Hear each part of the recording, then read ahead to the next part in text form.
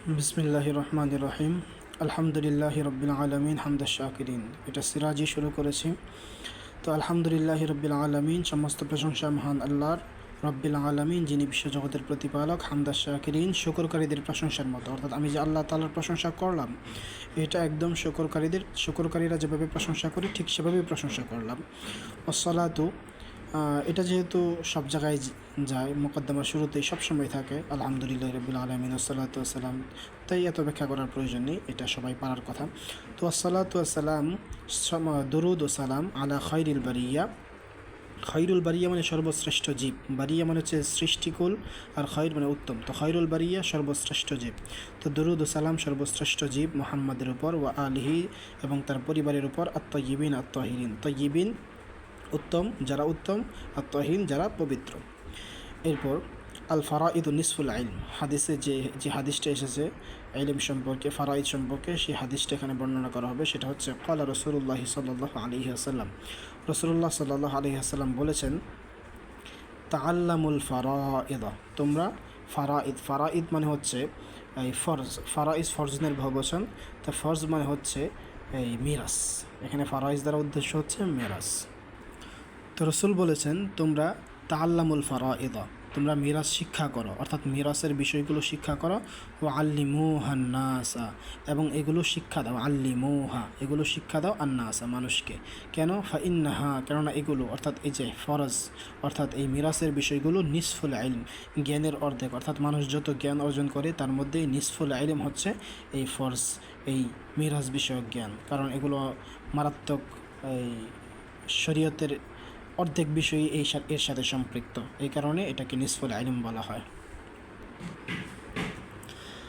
এরপর আমাদের আলোচনা হচ্ছে আল হুকুকুল মুতাআল্লিকাতু বিতারিকাতিল মাইয়িত, মৃত ব্যক্তির রেখে যাওয়া সম্পত্তির সাথে সম্পৃক্ত অধিকার।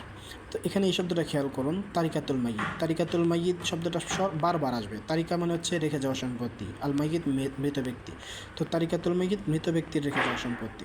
তো আল হুকুকুল মুতাআল্লিকাতু বিতারিকাতিল মাইয়িত, মৃত ব্যক্তির রেখে যাওয়া সম্পত্তির সাথে সম্পৃক্ত অধিকার। অর্থাৎ কী কী অধিকার আছে যেটা মৃত ব্যক্তির সম্পত্তির সাথে যুক্ত হয়, সেগুলো ক্বালা উলামাউনা, আমাদের আলিমগণ বলেন, তাতাআল্লাকু বিতারিকাতিল মাইয়িত, যে তারিকাতুল মাইয়িত মানে মৃত ব্যক্তির রেখে যাওয়া সম্পত্তির সাথে যুক্ত হয়। কি যুক্ত হয়? হুকুকুন আরবাআতুন, চারটি সম্পত্তি, চারটি হক। অর্থাৎ কোনো ব্যক্তি যখন মারা যায় তখন তার সম্পত্তির মধ্যে অলরেডি চারটি হক যুক্ত হয়ে যায়, মুরাত্তাবাতান, এবং এই হকগুলো ধারাবাহিকভাবে যুক্ত হয়। অর্থাৎ একটা আগে করতে হবে, তারপর এটা শেষ হলে পরে দ্বিতীয়টা করতে হবে, দ্বিতীয়টা শেষ হলে তৃতীয়টা করতে হবে, একসাথে সবগুলো করা যাবে না, এটা ধারাবাহিকভাবে করতে হবে। ধারাবাহিকভাবে চারটা হক আসবে। তো তার মধ্যে আল্লাহ বল, প্রথম হকটি হচ্ছে ইউবদা ও বিতাকফিনাতিন ও তাজহিজাতিন, প্রথম হক হচ্ছে তার কাফন দাফনের ব্যবস্থা করতে হবে। ইউবদা ও শুরুই করতে হবে, বিতাকফিনাতিন ও তাজহিজাতিন কাফন দাফনের ব্যবস্থা। তো এখানে কি করতে হবে? মিন গায়রি তাবযিরিন ওয়ালা তাফতির, কোনো প্রকার অপচয় করা যাবে না, ওয়ালা তাফতির কৃপণতাও করা যাবে না। এমন করা যাবে না যে অনেক বড় লোক ছিল সে, তাই রেশমের কাপড় দিয়ে তাকে কাফন দেওয়া হলো, অথবা এমন গরিব ছিল তার টাকা পয়সা নাই, তাই তাকে সাধারণ কাপড় দিয়ে, একদম পুরান ছেঁড়া কাপড় দিয়ে তাকে কাফন দাফন করা হলো, এমন করা যাবে না। বরং বেশি অপচয় করা যাবে না, বেশি কৃপণতাও করা যাবে না, মাঝারি মধ্যম পন্থা অবলম্বন করে তার কাফন দাফনের ব্যবস্থা করতে হবে। তো এটা ছিল প্রথম হক। এরপর দ্বিতীয় হক, তো এটা যখন কাফন দাফন হয়ে যাবে তখন বাকি যে সম্পত্তি থাকবে ওই সম্পত্তির পুরোটা থেকে ভাগ করা যাবে না, আগেই হকগুলো শেষ করতে হবে। ঠিক আছে? তো প্রথমেই তো এই কাফন দাফন হলো, তারপর বাকি যত টাকা আছে সুম্মা তুকদা দুয়ুনহু, সেই টাকা থেকে দুয়ুন দাইননের বহুবচন, দাইনন অর্থ হচ্ছে ঋণ। তো কদা মানে হচ্ছে পরিশোধ করা। তো সুম্মা তুকদা দুয়ুনহু, এরপর ওই রেখে যাওয়া বাকি যে সম্পত্তি থাকবে ওই সম্পত্তি থেকে তার ঋণ পরিশোধ করতে হবে। এবং এই যে ঋণ পরিশোধ করবে এটা কোত্থেকে করবে? মিন জামিআ মা বাকিয়া মিন মালিহি, তার মালের যেটা বাকি থাকবে তার সমস্তটা থেকে। এমন না যে আগে ওয়ারিস যারা তাদেরকে দিয়ে দিবে, এমন নয়, বরং এই যে তার কাফন দাফনের পর যত টাকা থাকবে পুরা টাকা থেকে। এমন যদি হয় যে তার ঋণ দিতে দিতে সব টাকা শেষ হয়ে যায়, তবুও ঋণটা শেষ করতে হবে। এই ওয়ারিসদের ব্যাপারটা পরে দেখবে। ঠিক আছে?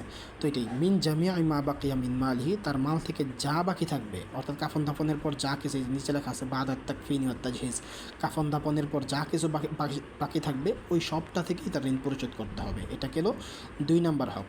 ঠিক আছে? এরপর 3 নম্বর হক, সুম্মা তুনফাযু ওয়াসায়াহু, এরপর তার 3 নম্বর হক হচ্ছে যে এরপরে যে ঋণ দেওয়ার পর যদি কিছু টাকা বাকি থাকে তাহলে ওই পুরো টাকা থেকে এটাও কিন্তু এটা আবার পুরো টাকা থেকে করবে না, এখানে একটা শর্ত আছে, সেটা হচ্ছে দেখেন সুম্মা তুনফাদু ওয়াসায়াহু, এরপর তার ওসিয়ত, অর্থাৎ সে যদি কোনো মৃত্যুর পূর্বে ওসিয়ত করে যায় যে অমুক জায়গাটা অমুকরে দিয়ে দিস, অথবা বলে যে অমুক জায়গাটা বা এত টাকা মাদ্রাসায় বা মসজিদে বা অমুক জনকে দান করিস, এগুলো যদি বলে তাহলে এগুলোকে বলা হবে ওসিয়ত। তো এই সিয়ত পূর্ণ করা হবে, তুনফাদু কার্যকর করা হবে। কোত্থেকে কার্যকর করা হবে? পুরা সম্পত্তি থেকে। যদি বলে যে আমার যত সম্পত্তি আছে সব অমুকের নামে দিয়ে দিলাম, এগুলো দিয়ে দিস, তাহলে এটা গ্রহণযোগ্য হবে না, কারণ এখানে মিরাজ ওয়ারিসদের বিষয়টা ধর্তব্য হবে। সব সম্পত্তির ক্ষেত্রে ওসিয়তটা কার্যকর হবে না। তাহলে কতটুকু হবে? সেটা হচ্ছে পরের পৃষ্ঠে আছে, সেটা হচ্ছে সুলুসুল মাল, অর্থাৎ যত সম্পত্তি থাকবে, ঋণ পরিশোধ করার পর যত সম্পত্তি থাকবে তার 1/3 থেকে, অর্থাৎ ওই সম্পত্তিটাকে 3 ভাগ করবে আগেই, ভাগ করার পর 1 ভাগ দিয়ে তার ওসিয়ত পূর্ণ করবে। যদি 1 ভাগ দিয়ে ওসিয়ত পূর্ণ না হয় তাহলে বাকি ওসিয়ত পূর্ণ করার দরকার নেই, ঠিক আছে?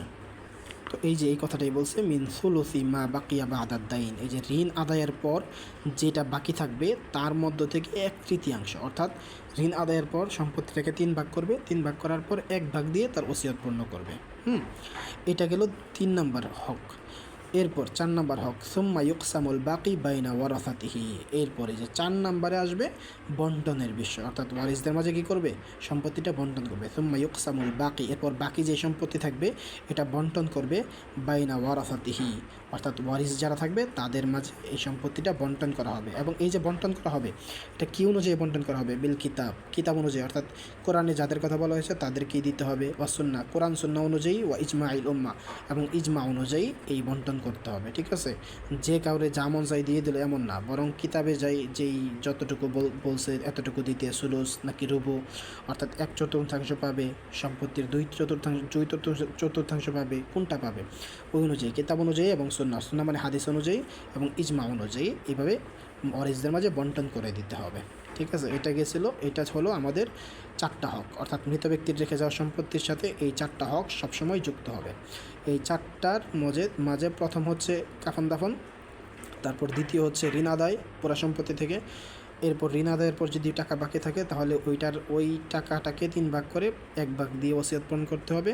এরপর যেই 2 ভাগ থাকবে, বা যদি ওসিয়ত পূরণ করার পর আরও বাকি থাকে এখান থেকে, তাহলে পুরাটা যত টাকা থাকবে আর কি ওসিয়তের পর, তো ওই সব টাকা ওয়ারিসদের মাঝে বন্টন করতে হবে। একটা পয়সাও বন্টন ছাড়া হলে পুরা সম্পত্তি হারাম হয়ে যাবে, এই কথাটা মাথায় রাখতে হবে, ঠিক আছে? এখন আমরা শুরু করব নুরুল আনোয়ার দ্বিতীয় খণ্ড, অর্থাৎ বাবু আকসামিস সুন্নাহ। এখান থেকে সুন্নতের প্রকার শুরু হবে। তো সুন্নত আমরা এখানে শুরুতে আলোচনা করবে সুন্নত কাকে বলে এবং এই সুন্নত দ্বারা উদ্দেশ্য কী, ঠিক আছে? তো শুরুতে আলোচনা বাবু আকসামিস সুন্নাহ কাকে বলে? আসুন্নাতু তুতলাকু আলা কওলির রাসূলি ওয়া ফিআলিহি ওয়া সুকুতিহি ওয়া আলা আকওয়ালিস সাহাবাতি ওয়া আফআলিহিম। তো সুন্নাহ বলা হয়, সুন্নাহ তুতলাকু, এটা শাব্দিক অর্থ হচ্ছে, আগে শাব্দিক অর্থটা বলি, সেটা হচ্ছে আসুন্নাতু তুতলাকু, সুন্নাহ প্রয়োগ হয় কিসের উপর প্রয়োগ হয়? আলা কওলির রসুলের কথার উপর প্রয়োগ হয়, ওয়া ফিআলিহি তার কাজের উপর প্রয়োগ হয়, ওয়া সুকুতিহি তার চুপ থাকার উপর প্রয়োগ হয়। চুপ থাকা মানে শুধু চুপ থাকা না, একজন সাহাবী একটা কাজ করেছেন, তো সেটা দেখে রসুল যদি চুপ থাকেন তাহলে সেটাও হাদিস, অর্থাৎ বুঝে নিতে হবে রসুল যেহেতু কিছু বলেননি, অর্থাৎ না করেননি, তাই কাজটা বৈধ, এটাও হাদিস, ঠিক আছে?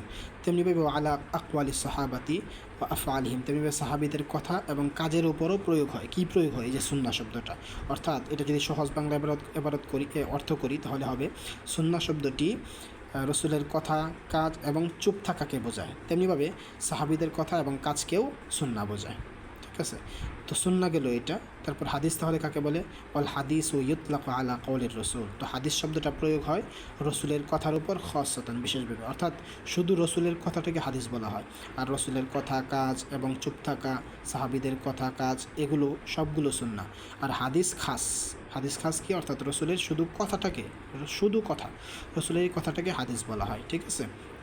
কিন্তু ওয়ালাকিন ইয়ানবাগি আন ইয়াকুনাল মুরাদু বিসুন্নতি হাহুনা হুয়া, কিন্তু এখানে আসলে উদ্দেশ্য হওয়া উচিত ছিল, ওয়ালাকিন ইয়ানবাগি কিন্তু উচিত ছিল আন ইয়াকুনাল মুরাদু বিসুন্নাহ, সুন্নাহ দ্বারা উদ্দেশ্য হওয়া হাহুনা এখানে হুয়া, অর্থাৎ মানে লেখক বোঝাতে চাচ্ছে যে হাদিস বলতো না যে হাদিস হচ্ছে শুধু রসুলের কথা।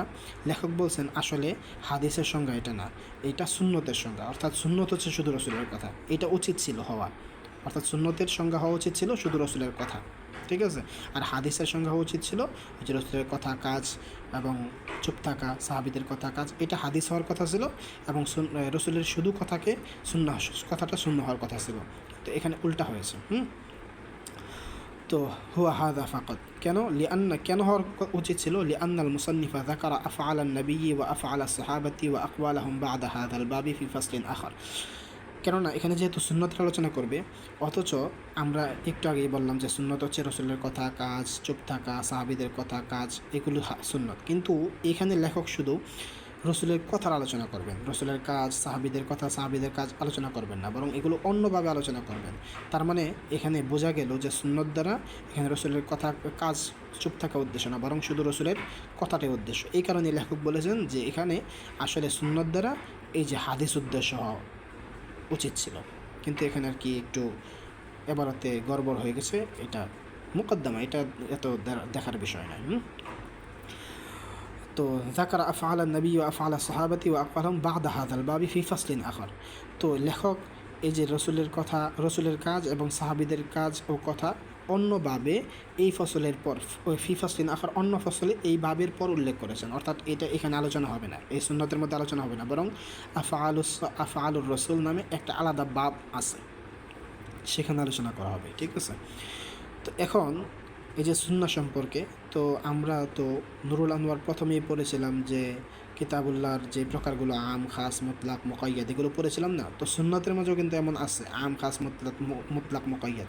তো এগুলো তো একবার পড়া হয়েছে, তাই লেখক এগুলোর আবার আলোচনা করবেন না, বরং কী বলছেন দেখেন, লেখক বলছেন যে আল আকসামুল্লাতি সাবাকা যিকরুহা, যে সকল আলোচনা আল্লাতি সাবাকা যিকরুহা, যেগুলোর আলোচনা পূর্বে গিয়েছে, আল আকসাম ওই সকল প্রকার, আল্লাতি সাবাকা যিকরুহা যেগুলোর আলোচনা পূর্বে গিয়েছে। কোথায় গিয়েছে? ফি বাহসিল কিতাব, কিতাবের আলোচনায়, অর্থাৎ কিতাবুল্লাহর আলোচনায়। যেমন কী গিয়েছে? মিনটা হচ্ছে বায়ানিয়া, মিন অর্থ যেমন আল খাস ওয়াল আম ওয়াল আমর ওয়ান নাহি ওয়া গায়রি যালিকা, এই যে এত কিছু যে গিয়েছে এই সবগুলো, এছাড়াও আরও কত কিছু, গায়রি যালিকা ইত্যাদি ইত্যাদি যত কিছু আছে, কুল্লুহা এই সবগুলো সাবিতাতুন ফিস সুন্নাহ, এই সবগুলো সুন্নাতেও থাকবে, কিন্তু সুন্নাতে আলোচনা করা হবে না, অর্থাৎ সুন্নতে থাকবে। ফায়ুআল্লামু হালুহা বিল মুকায়াসাতি আলাইহি, অতএব এগুলোর অবস্থায় যে আম, খাস, মুতলাক, মুকাইয়াদ, এগুলোর অবস্থা জানা যাবে বিল মুকায়াসাতি আলাইহি, এইটার উপর ভিত্তি করে, এটার উপর কিয়াস করে, অর্থাৎ কিতাবুল্লাহর উপর কিয়াস করে এই হাদিসটাও হয়ে যাবে। অর্থাৎ হাদিসে আম, খাস, মুতলাক, মুকাইয়াদ আলোচনা করার দরকার নেই, কিতাবুল্লাহ যে আলোচনা করা হয়েছে ওইটা এখানে আলোচনাটা নিয়ে আসলেই হয়ে যাবে, এই কারণে আলাদাভাবে উল্লেখ করা হয়নি, ঠিক আছে। তো এখানে শুধু কী আলোচনা করা হবে? ওয়াহাদাল বাবু লিবায়ানি, এই ভাব হচ্ছে লিবায়ান, ব্যাখ্যা করার জন্য। কি ব্যাখ্যা করার জন্য? মা তাখতাসু বিহি সুনান, সুন্নত যেটার সাথে খাস, অর্থাৎ যে সকল প্রকারের সাথে শুধু সুন্নত খাস, যে সকল প্রকার কিতাবে পাওয়া যায় না, শুধু সুন্নতেই থাকে, কিতাবুল্লাহ পাওয়া যায় না, অর্থাৎ প্রথম অধ্যায়ে যেগুলো আলোচনা করা হয়নি, যেই প্রকারগুলো কিতাবুল্লাহ যায়নি, ওই প্রকারগুলো বর্ণনা করার জন্য এই ভাবটা কায়েম করা হয়েছে, ঠিক আছে। তো হাদাল বাবুলি বায়ানি মা তাখতাসু বিহি সুনান, এই বাব হচ্ছে ওই সকল প্রকার বর্ণনার জন্য মা তাখতাসু বিহি সুনান, যেগুলোর সাথে শুধু সুন্নত খাস, ওয়ালাম ইউজাদ ফিল কিতাব, এবং যেগুলো ওয়ালাম ইউজাদ ফিল কিতাবি কত্তু, কিতাবুল্লাহ কখনোই পাওয়া যায় না, ঠিক আছে। তো এখানে যে আলোচনা করা হবে সেটা হচ্ছে সুন্নাহ সম্পর্কে, শুধু সুন্নতের যে প্রকার থাকে, কিতাবুল্লাহর প্রকারগুলো আম, খাস, মুতলাক, মুকাইয়াদ এখানে আর দ্বিরুক্ত করা হবে না, শুধু সুন্নাহর আলোচনা করা হবে। আর এই সুন্নাহকে, অর্থাৎ সুন্নাহ মানে কিন্তু এখানে রসুলের কথা শুধু, ঠিক আছে। তো এই যে রসুলের কথাগুলো যালিকা আরবাআতু আকসামিন, এই যে সুন্নাহটা এখানে 4 ভাগে আলোচনা করা হবে, ঠিক আছে। 4 ভাগে, আই আরবাউ তাকসিমাতিন, অর্থাৎ 4টা ভাগ করা হবে, সুন্নতকে প্রথমে 4টা ভাগ করা হবে। ওয়া তাহতা কুল্লি তাকসিমিন, আর প্রত্যেক ভাগের প্রকারে, অর্থাৎ 4টা যে ভাগ করা হবে, এই চারটার মাঝে আরও কয়েক ভাগ থাকবে, অর্থাৎ প্রত্যেকটা ভাগের আন্ডারে আরও কিছু কিছু ভাগ থাকবে, কিছু কিছু প্রকার থাকবে, এমন আর কি। তো এখানে বললো যালিকা আরবাআতু আকসাম, যে সুন্নত যে হবে এই সুন্নতটা 4 প্রকার। এখান থেকে কিন্তু মূল পড়া এখনও শুরু হয়নি, মূল পড়া শুরু হচ্ছে যালিকা আরবাআতু আকসামিন দিয়ে, অর্থাৎ সুন্নতের প্রকার হচ্ছে 4টি, আরবাউ তাকসিমাতিন, একই কথা, আরবাআতু আকসামিন, আরবাউ তাকসিমাতিন। ওয়া তাহতা কুল্লি তাকসিমিন, আর প্রত্যেক প্রকারের আন্ডারে থাকে আকসামুন মুতাআদ্দিদাতুন, অগণিত প্রকার, অর্থাৎ প্রত্যেক প্রত্যেক প্রকারের আন্ডারে থাকবে অগণিত আরও কিছু প্রকার। ওয়াহাদা আলা তাবকি উসুলিল ফিকহি। এখানে একটা বিষয় খেয়াল রাখতে হবে, সেটা হচ্ছে যে হাদিস সম্পর্কে কিন্তু আলাদা অধ্যায় আছে, আলাদা ফন আছে, অর্থাৎ আলাদা বিষয়বস্তু আছে। উসুলুল হাদিস সেটা হচ্ছে এই হাদিস কীভাবে উদ্ঘাটন করতে হয়, একটা হাদিস থেকে আরেকটা হাদিস কীভাবে মিলাইতে হয়, একটা হাদিস থেকে আরেকটা মাসআলা কীভাবে বের করতে হয়, এই সম্পর্কে উসুলুল হাদিস নামে একটা আলাদা ফন আছে। কিন্তু এখানে যেহেতু উসুলুল ফিকহের আলোচনা চলছে, তাই এখানে লেখক বলছেন যে ওয়াহাদা আলা তাবকি উসুলুল ফিকহি। এই যে আমরা চারটা যে প্রকার করব, সুন্নতের চারটা যে প্রকার করব, এই সুন্নতের চারটা প্রকার আলা তাবকি উসুলুল ফিক, উসুলুল ফিক অনুযায়ী, লা উসুলুল হাদিস, উসুলুল হাদিস অনুযায়ী নয়। আমি আগেই বলেছি যে উসুলুল হাদিস নামে আলাদা একটা ফন আছে, ঠিক আছে? এটা আমাদের মিশকাতে পড়ানো হয়, হয়তো মেয়েদের পড়ানো হয় না, ছেলেদের পড়ানো হয়। সেটা হচ্ছে শরহ নুকবাতুল ফিকার। তো এইটা পড়লেও কিছু কিছু এটার আভাস পাওয়া যাবে। তো এই যে এখানে যে চারটা প্রকার করা হবে, এটা আলা তবকি উসুলুল ফিকহি, উসুলুল ফিক অনুযায়ী, অর্থাৎ উসুলুল ফিক অনুযায়ী চারটা প্রকার, উসুলুল হাদিস অনুযায়ী চার প্রকার না, বরং উসুলুল হাদিস অনুযায়ী হাদিস আরও অনেক ভাগে বিভক্ত। এরপর বলছে ওয়া ইনশতারাকা ফি বাদিল আসামি, যদিও কোনো নিয়ম অল কওয়াইদ এবং কায়দার ক্ষেত্রে উসুলুল ফিক এবং উসুলুল হাদিস এক হয়ে যায়। অর্থাৎ উসুলুল হাদিস এবং উসুলুল হাদিস ফিক কিন্তু ভিন্ন ভিন্ন বিষয়, ভিন্ন ভিন্ন ফন। তবে কিছু কিছু ক্ষেত্রে কিছু কিছু কায়দায় উসুলুল হাদিস এবং উসুলুল ফিক এক হয়ে যায়। তো এরপর আমাদের আলোচনা এখান থেকে শুরু। সেটা হচ্ছে যে আমরা যে বলেছিলাম যে উসুলুল ফিক অনুযায়ী আমরা কী করব, সুন্নতকে চার ভাগে বিভক্ত করব। লেখক বলেছিলেন না, তার মধ্যে আত তাকসিমুল আওয়াল, প্রথম ভাগ শুরু হচ্ছে। প্রথম ভাগ কী নিয়ে? ফি কাইফিয়াতিল ইত্তিসাল বিনা মিন রাসূলিল্লাহ, অর্থাৎ ইত্তিসাল বিনা মিন রাসূলিল্লাহ, রসুলুল্লাহ থেকে বিনা আমাদের কাছে আল ইত্তিসাল পৌঁছানোর পদ্ধতির ব্যাপারে। মানে এটা বোঝাতে হলে যে পরের সরাটাকে করে নিই, তাহলে দেখি আই কাইফা ইয়াত্তাসিলু বিনা হাদাল হাদিস, অর্থাৎ এই যে একটা হাদিস আমরা বললাম বা যে কোনো একটা হাদিস বললো কেউ, তো এই হাদিসটা রসুল থেকে আমাদের পর্যন্ত কিভাবে আসলো, কোন পন্থায় আসলো, ওই পন্থা নিয়ে আলোচনা। আসলে এই বিষয়টা বুঝতে হলে আমাদের হাদিস সম্পর্কে কিছু নলেজ থাকতে হবে। সেটা হচ্ছে যে রাসূলুল্লাহ সাল্লাল্লাহু আলাইহি ওয়াসাল্লাম যখন কোনো হাদিস বলেন, তখন সেই হাদিসটা সাহাবীরা শুনেন। সাহাবীরা সেটা শুনে পরবর্তী যে যারা আছে তাদেরকে বলেন, তাবেঈদেরকে বলেন, তারপর তাবেঈরা তাবেঈদেরকে বলেন, তাবেঈরা ইমামদেরকে বলেন, ইমামরা সালাফিদেরকে বলেন, সালফে সালহিনদেরকে বলেন, তারপর আইম্মায়ে মুজতাহিদিন, বিভিন্নভাবে আস্তে আস্তে আমাদের পর্যন্ত হাদিসটা আসে। তো এই যে একের পর এক মাঝখানে এই যেমন রসুল থেকে সাহাবি শুনেছেন, সাহাবি থেকে তাবি থেকে তাবি থেকে আইম্মায়ে মুজতাহিদিন, সালফে সালেহিন, এই যে মাঝখানে যারা থাকেন তাদেরকে বলা হয় রাবি, মানে বর্ণনাকারী। হাদিসটা যারা বর্ণনা করে তাদেরকে বলা হয় রাবি। এটার আরেক নাম হচ্ছে সনদ। সনদ মানে হচ্ছে দলিল। তো হাদিসটা যে আসলো কার মাধ্যমে আসলো, এটাই হচ্ছে সনদ। তো এই যে আমাদের কাছে সনদ আসলো, এখানে ভালো মানুষও থাকে, কিছু কিছু আবার খারাপ মানুষও থাকে। তো এটার কারণে হাদিসে কখনো কখনো সনদের দুর্বলতা চলে আসে। এই কারণে কিছু কিছু হাদিস কখনো কখনো দুর্বল হয়, জয়ীফ হয়, আবার কখনো হাদিসটা সহিহ হয়। কেন হয়? এই যে রাবিদের কারণে, বর্ণনাকারীদের কারণে। এই যে বর্ণনাকারীদের সিলসিলা, এই বর্ণনাকারীদের সিলসিলাটাকে বলা হয় সনদ। এটা সবসময় খেয়াল রাখতে হবে। এটা না বুঝলে উসুলুল হাদিস সম্পর্কে কিছুই জানা যাবে না। তো এই যে প্রথম আমাদের আলোচনা যে প্রথম ভাগটা করছে, এই আত-তাকসিমুল আওয়াল, প্রথম ভাগ যে করেছেন, এটা ফি কাইফিয়াতিল ইত্তিসাল বিনা মিন রাসূলিল্লাহ, আমাদের কাছে হাদিসটা কিভাবে আসলো, অর্থাৎ রসুলের থেকে আমাদের কাছে যে হাদিসটা আসলো কিসের মাধ্যমে আসলো, যাদের মাধ্যমে আসলো তাদের সম্পর্কে। অর্থাৎ আই কাইফা ইয়াত্তাসিলু বিনা হাদাল হাদিস, এই হাদিসটা আমাদের কাছে কিভাবে পৌঁছলো, মিনহু তার থেকে, মানে রসুল থেকে, বিতরিকি তাওয়াতুরি আও গায়রিহি, এটা কি তাওয়াতুরের পন্থায় পৌঁছেছে নাকি অন্য পন্থায়, অর্থাৎ এটা কি অগণিত মানুষ বর্ণনা করছে না দুই একজন বর্ণনা করছে, এইভাবে এসেছে। ঠিক আছে, এই সম্পর্কে আমাদের প্রথম ভাগ। তা আগেই বলেছিলাম প্রত্যেক ভাগে আরও কিছু ভাগ থাকবে। তো তার মধ্যে এই যে প্রথম ভাগ আবার শুরু হচ্ছে, প্রথম ভাগের আবার প্রথম ভাগ শুরু হচ্ছে, যে আমাদের কাছে হাদিসটা পৌঁছবে, হয়তো এই হাদিসটা অগণিত মানুষ বর্ণনা করবে, অথবা কিছু সংখ্যক মানুষ বর্ণনা করবে, অথবা এক দুইজন বর্ণনা করবে। ঠিক আছে, এমন হতে পারে না? তো যদি অগণিত মানুষ বর্ণনা করে, একদম সহজ ভাষায় খেয়াল রাখেন, এটা কিন্তু সামনে আসছে বা আসবে। এটা অবশ্যই মনে রাখতে হবে। যদি হাদিসটা অগণিত মানুষ বর্ণনা করে, এমন হয় যাদেরকে মানে 20-25 জন 30 জন হবে, এমন যদি হয় তাহলে সেই হাদিসটা মুতাওয়াতির হবে। সেই হাদিসটাকে বলা হবে মুতাওয়াতির। মুতাওয়াতির মানে হচ্ছে যেটা ধারাবাহিকভাবে একের পর এক অগণিত মানুষ বর্ণনা করেছে। আর যদি এমন না হয়, বরং 10-12 জন বা 15 জন এমন হয়, তাহলে ওই হাদিসটাকে বলা হবে মাশহুর, অর্থাৎ প্রসিদ্ধ হাদিস। আর যদি 2-1 জন বর্ণনা করে বা 3-4 জন বর্ণনা করে, তখন সেটাকে বলা হয় খবর ওয়াহিদ, অর্থাৎ 2-1 জন মাত্র। এটা খেয়াল রাখতে হবে। তো এইটাই আলোচনা করা হচ্ছে যে ওয়াহুয়া, এই যে সনদটা, এই যে আমাদের কাছে রসুল থেকে আমাদের কাছে হাদিসটা পৌঁছলো, এটা হয়তো ইম্মা আইয়াকুনা কামিলান, হয়তো পরিপূর্ণ হবে। পরিপূর্ণ হবে মানে অর্থাৎ কেউ বাদ পড়বে না, সনদ থেকে কেউ বাদ পড়বে না, সবাই পরিপূর্ণ, অনেক সংখ্যক রাবি এটা বর্ণনা করবেন। কাল মোতাওয়াতির, যেমন মোতাওয়াতির হতে পারে। তো এখন মোতাওয়াতির কি সেটার পরিচয় দিচ্ছে, ওয়াহুয়াল খবর, সেটা হচ্ছে ওই খবর আল্লাযী রাহু কওমুন, যেটা যে হাদিসটা বর্ণনা করেছে এমন এক সম্প্রদায়, মানে শুধু একজন ব্যক্তি না, বরং একটা সম্প্রদায় বর্ণনা করেছে। তো একটা সম্প্রদায় কিন্তু 1-2 জন মানুষ থাকে না, এবং এমন সম্প্রদায় বর্ণনা করেছে লা ইউহসা আদাদুহুম, যাদের সংখ্যা গণনা করা যায় না। ওয়ালা ইউতাওয়াহামু তাওয়াতুহুম, এবং তাদের আলাল কিসবি, এবং এটাও ধারণা করা যায় না যে তারা মিথ্যার উপর একমত হয়েছে। ওয়ালা ইউতাওয়াহামু তাওয়াতুহুম আলাল কিসবি, এটা খেয়াল রাখেন। এটার অর্থ হচ্ছে যে এটাও ধারণা করা যায় না যে তারা সকলেই মিথ্যার উপর একমত হয়েছেন লিকাসরাতিহিম, কেননা এত পরিমাণ এত অধিক রাবি যে তাদেরকে বলা যাবে না যে তারা সবাই, কারণ 1-2 জন ভুল করতে পারে, সবাই তো ভুল করতে পারে না। তো এটাই বলছে যে এটাও ধারণা করা যায় না যে সবাই কী করছে, মিথ্যার উপর একমত হয়েছে, এটাও ধারণা করা যায় না।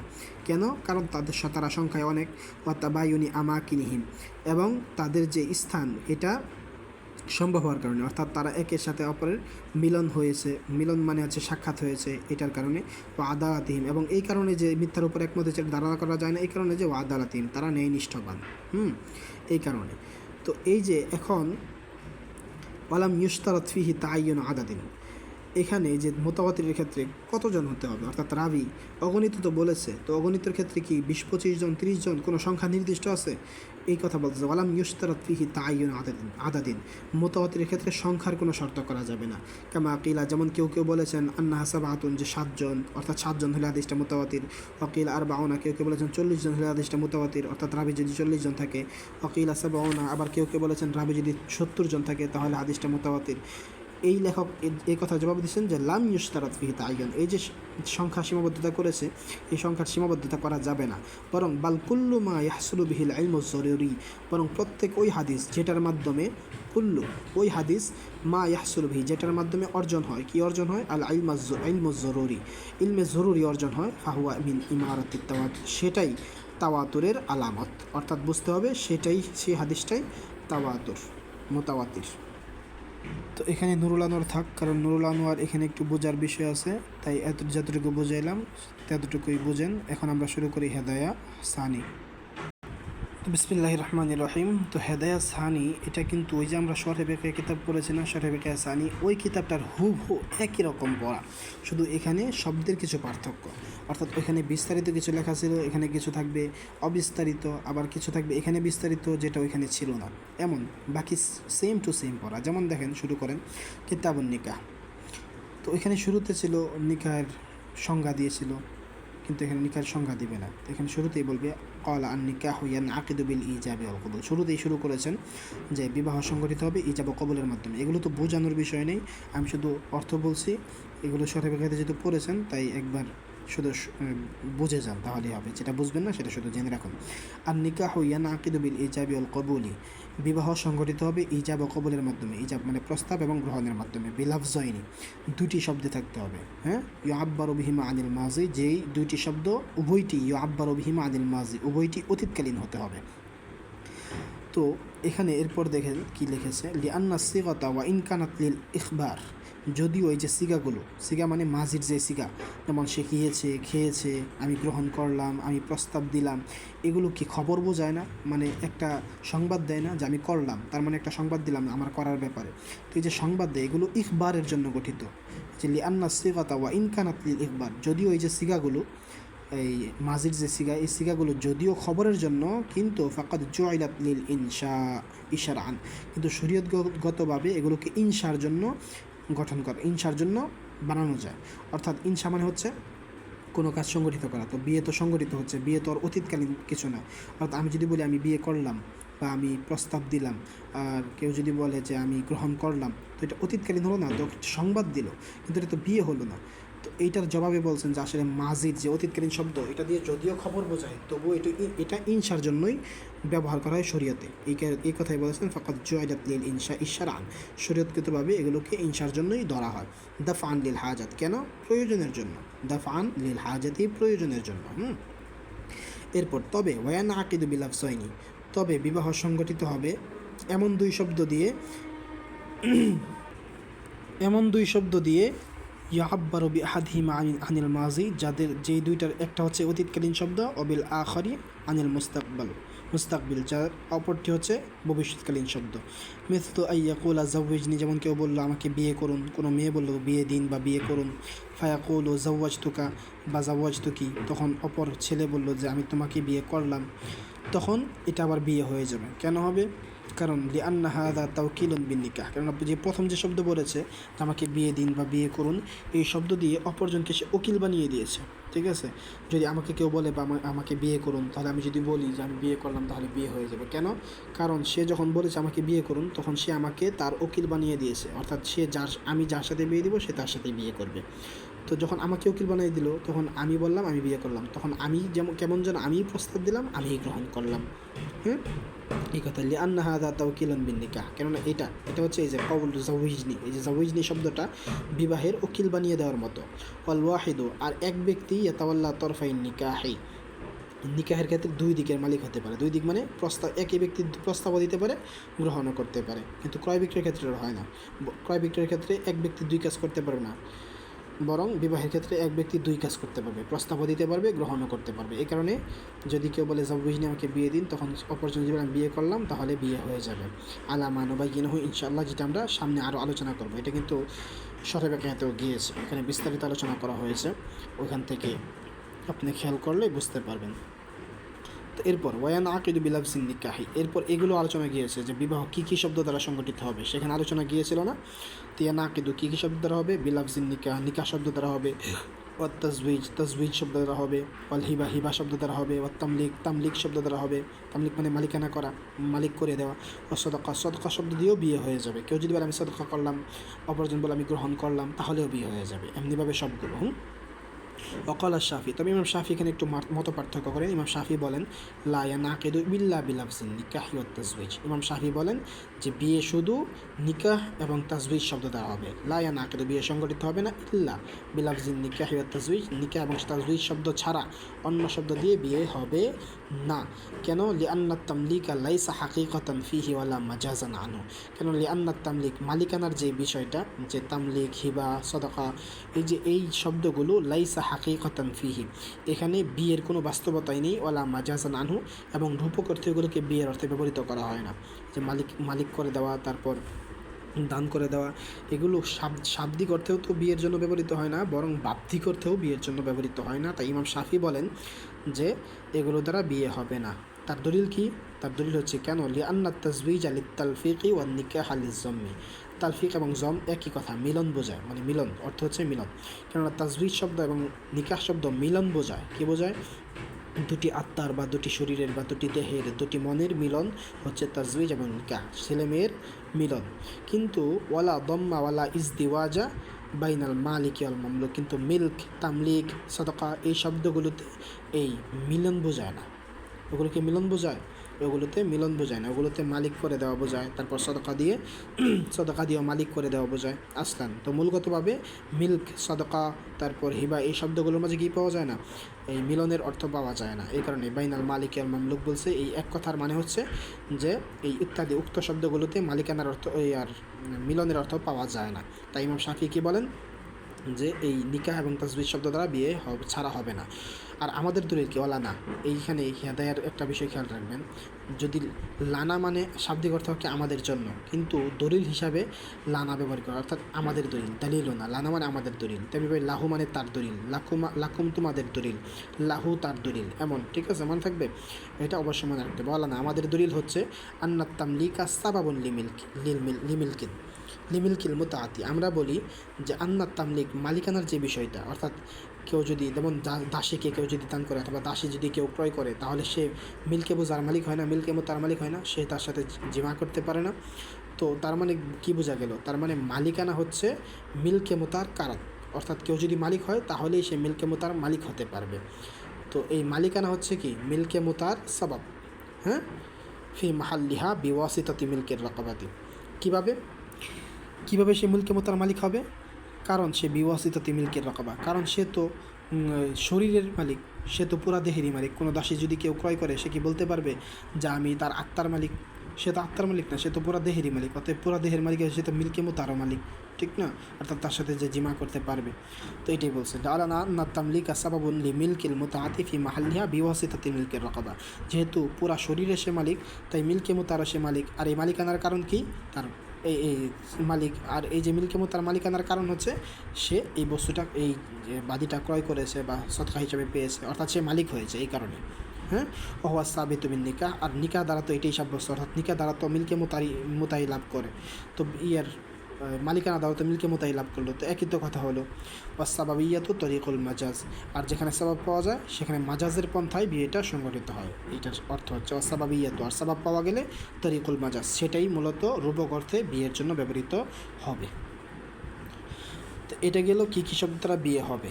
তো এখন বলবি কী কী শব্দ দ্বারা, হ্যাঁ, এরপর এটা এখন আলোচনা শেষ হয় না, এরপর আস্তে আস্তে কী কী শব্দ দ্বারা বিয়ে হবে না। তো এখানে বলতেছে যে ওয়ান আকিদু বিলাফজতিল বাইআই, এবং বাই শব্দ দ্বারাও বিয়ে হবে। বিয়ে যে সংগঠিত হবে এটা বাইঅন শব্দ দিয়ে, অর্থাৎ ক্রয় বিক্রয় শব্দ দিয়েও বিয়ে হবে। হুয়া সাহি, এটাই সঠিক মত। কেন? লিওজিদি তরিকিন লিল মাজাজ, যেহেতু এখানে রূপক অর্থে ক্রয় বিক্রয়তার রূপক অর্থে বিয়ের অর্থে ব্যবহৃত হয়। কারণ কেউ যদি কোনো বাদি ক্রয় করে তখন সে মিল্কে মোতার মালিক হয়।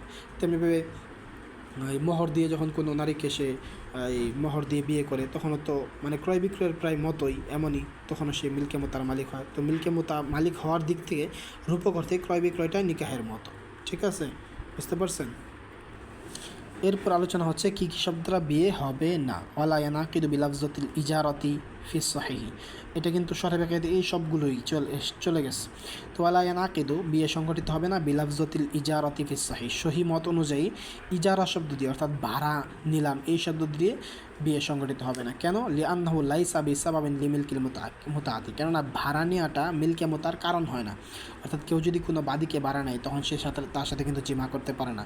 অতএব ইজারা শব্দ যেহেতু মালিকানা বোঝায় না, মিল্কে মোতার মালিক বানায় না, তার দ্বারা তাই এই সকল শব্দ দিয়ে বিয়েও সংগঠিত হবে না। তেমনি ওয়ালা বিলাফজাতিল ইবাহা, তেমনি ইবাহা শব্দ দিয়ে, ওয়াল ইহলাল শব্দ দিয়ে, ওয়াল ইআরা মানে হচ্ছে ধার, ইহরাম মানে হালাল করা, ইবাহা মানে হালাল করা, ইআরা মানে ধার।